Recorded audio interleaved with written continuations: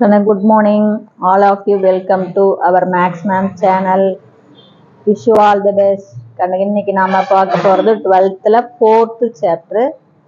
fourth chapter inverse trigonometry. அதுல exercise 4.4ல second sum பார்க்க போறோம்ங்க.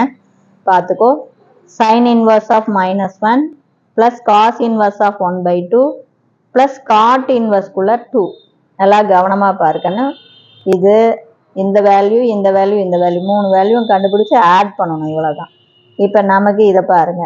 Sign இன்வர்ஸ்குள்ள -1 கண்ணு நமக்கு தெரியும் 1 அப்படின்னாவே சைன் 90 தான் 1.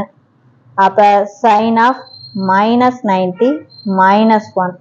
அப்போ புரியுது அது கண்ணு ஒன்றுமே கிடையாது. நல்லது. அந்த வேல்யூ மட்டும் ஜஸ்ட் இப்போ சொல்கிறேன், அப்புறமே என்னன்னு போடுறேன். இப்போ பார்த்தாங்க இது ஒன்றுமே கிடையாது. இப்போ சைன் 90 1. அப்போ சைனுக்குள்ள -90 -1. அதே மாதிரி காஸ் 60 இந்த ட்ரையாங்கிளில் காஸ் 60 பாரு adjacent side by hypotenuse 1/2 இந்த 1/2. இப்போ கணக்கை நம்ம எழுதிக்கிறோம் ராஜா.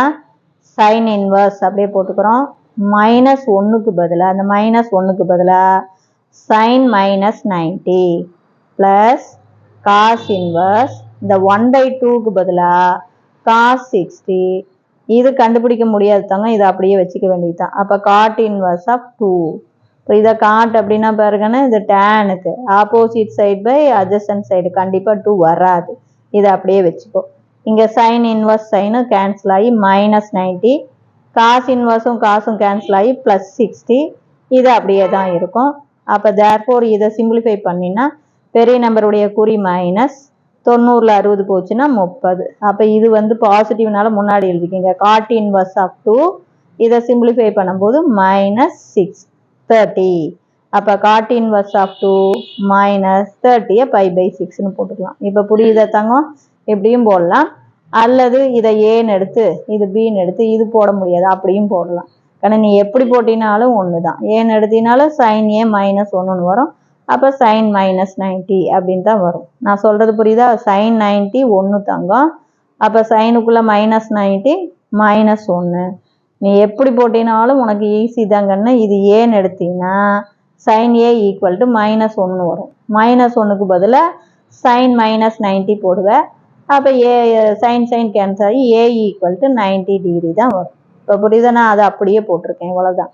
-1க்கு பதிலாக சைன் -90ன்னு போட்டுக்கிட்டேன்.